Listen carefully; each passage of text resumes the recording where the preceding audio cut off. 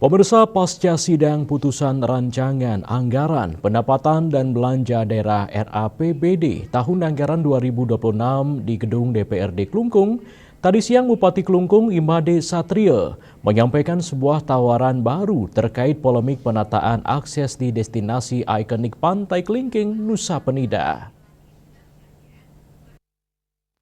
Karena kami akan menawarkan untuk pengelolaan di Klingking itu. Di hadapan awak media, Bupati Satrio mengungkapkan bahwa pemerintah Kabupaten Klungkung akan menyodorkan solusi alternatif yang dianggap lebih ramah lingkungan dan lebih realistis kepada investor yang sebelumnya merencanakan pembangunan lift kaca di lokasi tersebut.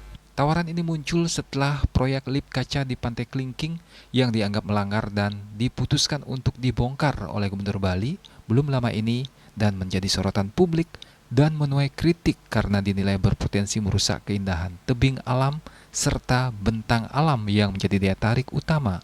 Bupati menegaskan, tawaran anak tangga ini merupakan jalan tengah yang diharapkan dapat diterima oleh investor sekaligus menjawab kekhawatiran masyarakat dan pemerhati lingkungan.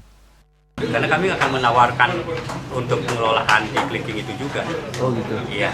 Jadi ada solusi seandainya itu nanti dibongkar oleh Pemprov, ya, tentu kita akan menawarkan untuk investornya agar pengelolaan penataan Klingking, wisata Klingking ini bisa barangkali investornya mau.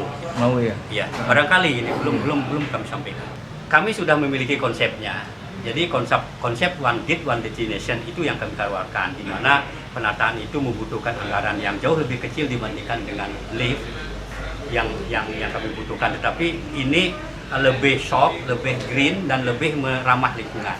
Satu, penataan wilayah itu kan tentu yang pertama karena daerah Klingking itu kurang lebih sekian hektarnya itu dimiliki pihak ketiga, kita bekerjasama dulu dengan pihak ketiga, ya investor, bukan milik orang lokal. Nah, kemudian untuk yang lahan yang dimiliki oleh desa adat, kita akan bekerja sama dengan desa adat. Nah, selanjutnya karena kita di Kabupaten Klungkung ini belum memiliki anggaran cukup untuk menata sendiri, maka kami akan mengundang investor, termasuk daripada investor PT KAIS ini yang sudah membangun lift, itu untuk nanti kita tawarkan untuk kerjasama itu. Jadi penataannya itu dari darat sampai dengan ke pantai ini kita bukan menggunakan lift, tetapi kita akan menggunakan tangga yang jauh lebih aman nanti ke depan, tidak seperti sekarang. Berarti di tangga ini Pak yang akan nanti dibenahi, betul, Pak ya? Betul, tangganya nanti lebih green, lebih ramah lingkungan dan tidak merusak lingkungan.